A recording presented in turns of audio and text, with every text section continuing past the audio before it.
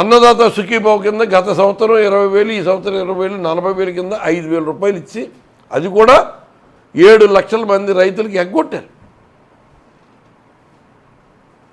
దీని నిమిత్తమే రైతులకి పక్షాన నిలబడి రైతుకి అవసరమైన ఎరువుల్ని సక్రమంగా సరఫరా చేయాలని గవర్నమెంట్ కంట్రోల్ రేట్కి అది రైతుల చెంతగా చేర్చాలని బ్లాక్ మార్కెట్ని అరికట్టాలని రైతు పండించిన పంటలకే గిట్టుబాటు ధర అందించాలని ఉచిత పంటల బీమాని పునరుద్ధరించాలని వర్షాల కారణంగా దెబ్బతిన్న ప్రాంతాల్లో రైతులకి వెంటనే ఇన్పుట్ సబ్సిడీ ఇవ్వాలని వైఎస్ఆర్సీపీ డిమాండ్ చేస్తూ రేపు 9వ తారీఖున మంగళవారం రోజున 10 గంటలకి అన్ని ఆర్డీఓ ఆఫీసుల్లో మా యొక్క డిమాండ్ని తెలియజేయడానికి సన్నాహాలు చేస్తున్నాం అన్న విషయాన్ని కూడా ఈ సందర్భంగా తెలియజేస్తున్నాను. ఈ ప్రభుత్వం ఇప్పటికైనా సరే బుద్ధి తెచ్చుకుని మీరు అన్ని రంగాలను దోపిడీ చేసేస్తున్నారు. మీరు మద్యం ధర 99 రూపాయలుగా అమ్మిస్తూ ఉన్నారు. ఇవాళ మద్యం ధర ఏ స్థాయికి వెళ్ళిపోయిందో, ఎంత ఎక్కువగా అమ్ముతున్నారో ఈ ప్రభుత్వం ముద్దు నిద్రపోతుందా? వేలాది బెల్ట్ షాపులు వీధికి ఏ వీధిలో చూసినా బెల్ట్ షాపులే కనపడుతున్నాయి, ఏ వీధిలో చూసినా ప్యాకెట్లే కనపడుతున్నాయి, ఎక్కడికక్కడ విచ్చలవిడిగా కోడి పందాలు కనపడుతున్నాయి, ఎక్కడికక్కడ విచ్చలవిడిగా రౌడీజం చేస్తున్నారు, ఎక్కడికక్కడ మట్టి దోపిడీ జరుగుతూ ఉంది, ఎక్కడికక్కడ నాన్ లేఅవుట్లు జరుగుతూ ఉన్నాయి. ఇవన్నీ కూడా వ్యవస్థీకృతం చేసేసారు, డివిజనల్ చేసేసారు. ఒక్కొక్క డివిజన్ ఒక్కొక్కరికి అప్పచెప్పారు. దాంట్లో కొంతమంది బ్యాచ్లను పెట్టారు. ఏ బ్యాచ్గా బ్యాచ్ ఏదైనా వస్తే ఆ బ్యాచ్ తీసుకొచ్చి వాళ్ళతోటి ఒక నకిలీ ప్రెస్ మీట్లు పెట్టిస్తున్నారు. ఇది ఏమాత్రం కూడా సబబుగా కనపడట్లేదు. ఇప్పటికైనా మీరు వాస్తవాన్ని గ్రహించి ఇటువంటి పరిస్థితులు పని చేయడం అన్నది చాలా దుర్మార్గం. ప్రభుత్వం మిమ్మల్ని నమ్మి ఓటేసి గెలిపించినందుకు మీరు ఈ రకంగా చేయటం అన్నది ఎంతమాత్రం కూడా క్షంతవ్యం కాదు. ఈ షాడోళ్ళు గీడోళ్ళు ఎక్కడి నుంచో ఆపరేషన్లు చేస్తూ బెదిరించి అదిరించి వాళ్ళు ఇష్టం వచ్చినట్టుగా ఏదో సాగిద్దామన్న పరిస్థితి తాడేపల్లిగూడలో ఇంకెంతకాలం సాగటానికి చూస్తూ ఊరుకోం.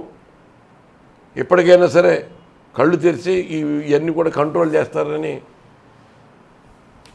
చెయ్యాలని దీని మీద కలెక్టర్ గారు కూడా తగిన చర్యలు తీసుకుని మరి ఇక్కడ ఈ ఎరువులు బ్లాక్ మార్కెట్ చేయడానికి తాడేపల్లిగూడెం కేంద్రంగా చేసుకుని కూడా అసలు తాడేపల్లిగూడెం ఎంత పాపులర్ అయిపోయిందంటే ఈ మధ్యకాలంలో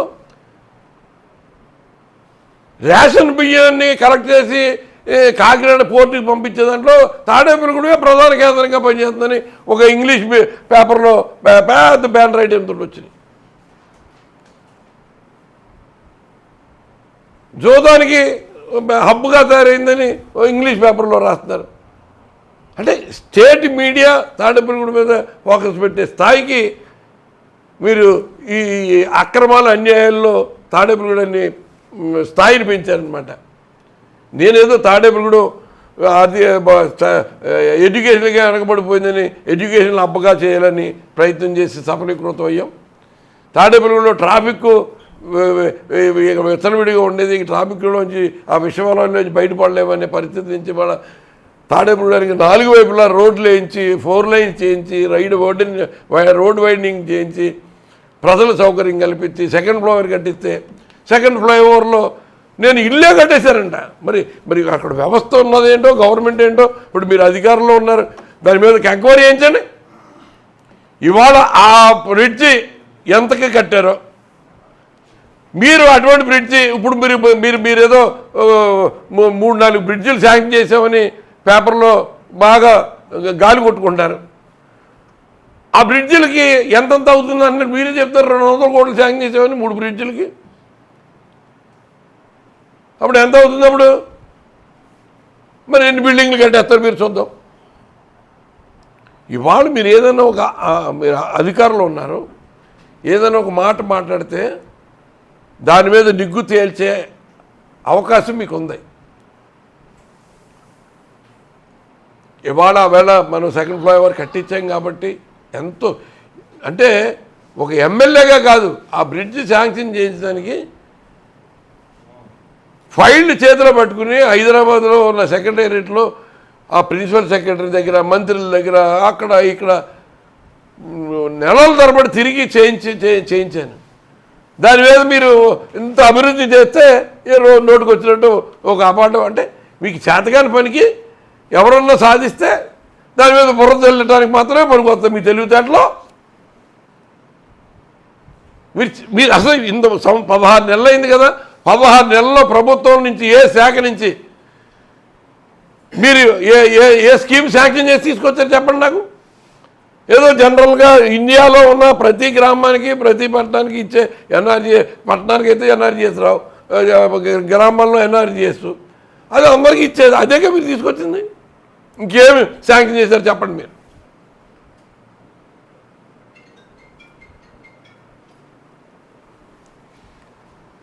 ఇప్పటికైనా సరే ఈ ప్రభుత్వం కళ్ళు తెరిచి ఈ అక్రమ దోపిడీని, అక్రమ మద్యం అమ్మకాలని ప్రజలు జేబులు కొట్టేసేలాగా మీరు పెట్టిన రేటు కంటే అదనంగా మరి 10-20 రూపాయలు 30 రూపాయలు అమ్మేసుకోవటాన్ని, ఈ ప్యాకెట్ల పేరు మీద వేల కుటుంబాలు నాశనం అయిపోతున్న ఈ జోదాన్ని, కోడి పందాల పేరు మీదుగా సంవత్సరాలు కూలిపోతున్నాయి ఈ కోడి పందాలని, ఈ రౌడీయిజాన్ని, గుండాయిజాన్ని, మట్టి మాఫియాని, రియల్ ఎస్టేట్ మాఫియాని ఇవన్నీ కూడా కంట్రోల్ చేయాలని డిమాండ్ చేస్తున్నాం. పండితేనే కదా వ్యాపారం జరిగేది, ప్రజల చేతిలో డబ్బులు ఆడేది.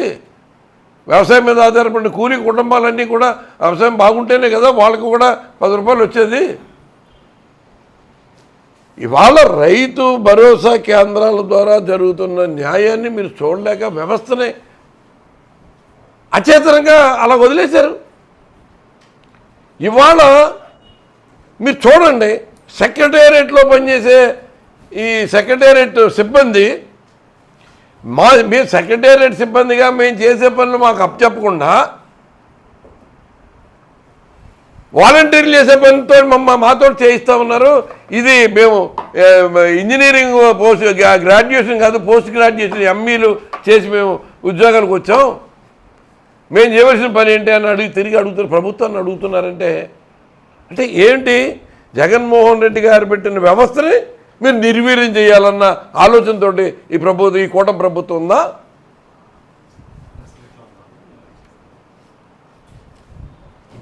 ఇవాళ మీకు సాగు విస్తీర్ణం ఎంత ఉందో తెలీదా? విస్తీర్ణానికి ఎరువులు ఏమేమి ఎరువులు పడతాయో తెలీదా? మరి ఇవాళ మన విస్తీర్ణానికి సరిపడా ఎరువులు కనుక మీరు ఇక్కడ సప్లై చేస్తుంటే ఇవాళ యూరియా బ్లాక్ మార్కెట్లో అమ్మే పరిస్థితి ఎందుకు వచ్చింది? అంటే కృత్రిమ కొరత మీరే సృష్టించి మీరే బ్లాక్ మార్కెట్లో అమ్మే పరిస్థితి తీసుకొచ్చి మీరే బ్లాక్ మార్కెట్లో అమ్మించి కోట్లాది రూపాయలు మీరు దోచేస్తున్నారా? దీనికి అధికార యంత్రాంగం అచేతలుగా అలా చూస్తూ ఉంటారా? వాళ్ళు ఏం మాట్లాడరా? మరి ఇదే పరిస్థితి గత 5 సంవత్సరాలు వైఎస్ఆర్ కాంగ్రెస్ పార్టీ, దాంట్లో 2 సంవత్సరాలు కరోనా మహమ్మారి మరి మొత్తం జనజీవనాన్ని స్తంభింపజేసిందే. అయినప్పటికీ కూడా వ్యవసాయ రంగాన్ని ఆకుండా పంటలు పండించే పరిస్థితి తీసుకొచ్చి రైతును ఆదుకుని ఎక్కడ ఇబ్బంది లేకుండా ఎరువులకు కానీ ఇత్తనాలకు కానీ పండించిన పంటకి గిట్టుబాటు ధర ఇచ్చడంలో కానీ ఎక్కడన్నా ఇబ్బంది వచ్చిందా? ఇవాళ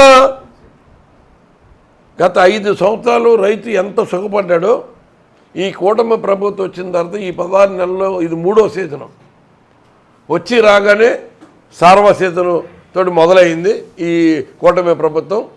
దాని తర్వాత దాళవ సీజన్ అయింది, ఇప్పుడు మళ్ళీ సార్వ సీజన్ వచ్చింది, ఇది 3వ సీజను.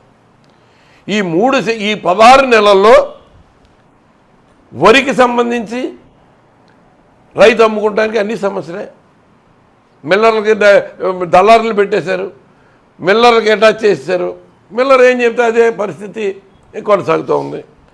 మిర్చి పంట క్వింటాల్ 20,000 ఉండేది, ఇవాళ 6,000, 7,000, 8,000కి అమ్ముకునే పరిస్థితి. లేకపోతే ప్రతిపక్ష నాయకుడిగా మిర్చి గుంటూరు యార్డుకి వెళితే మీరు ఎన్ని దాన్ని వక్రీకరణ చేసే ప్రయత్నం చేశారు రైతులు ఆదుకోవడం చేస్తే.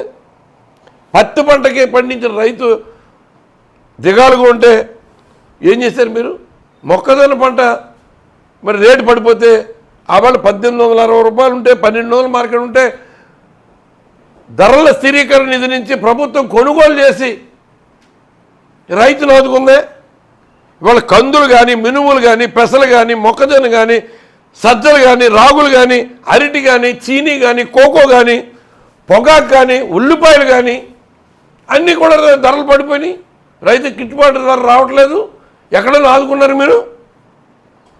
గత ప్రభుత్వ హయాంలో కూడా ఒకసారి ఇలాగే ఉల్లిపాయల పంట బాగా పండి రేటు తగ్గిపోతే 9,000 టన్నులు ప్రభుత్వం కొని ఈ ఫెయిర్ ప్రైస్ షాపుల్లోనూ ఇతరత్ర అమ్మించి ప్రజలకి అందుబాటు ధరలు అందించి రైతును ఆదుకుని. ఎందుకంటే ఇవాళ ఉల్లిపాయలు పండించిన పంటని మనం సరైన గిట్టుబాటు ధర ఇచ్చి ఆదుకోకపోతే ఆ రైతు ఏం చేస్తాడు? వచ్చే సంవత్సరం ఉల్లిపాయ పంట వేయటం మానేస్తాడు. ఇవాళ 10 రూపాయలు కూడా కొనని ఉల్లిపాయలు రేపు 100 రూపాయలు పెట్టి వినియోగదారుడు కొనవలసిన పరిస్థితి వస్తుంది. మీరు 12 వందలు క్వింటాలకు మేము కొంటున్నామని చెప్పి ఎక్కడ కొంటున్నారు చెప్పండి. ఇలాగ కర్నూలు మార్కెట్కి వెళ్దాం, మీరు ఎన్ని క్వింటాళ్ళు ఉల్లిపాయలు కొన్నారో? రైతును ఆదుకోవడం అంటే ఇదేనా? రైతుని గాలికి వదిలేయడం అంటే మీకు ఉన్న పేపర్లు ఉన్నాయి కదా, వాళ్ళు ఇష్టం వచ్చినట్టు మనకు అనుకూలంగా రాసేస్తున్నారు కదా అంటే ఆ పేపర్లు చూసేస్తే రైతు కడుపు నిండుద్దా? రైతు పండించిన పంట ఏమైనా బయటికి వెళ్ళొద్దా? దాని రైతు జేబులో డబ్బులు పడతాయా పేపర్ చూస్తే?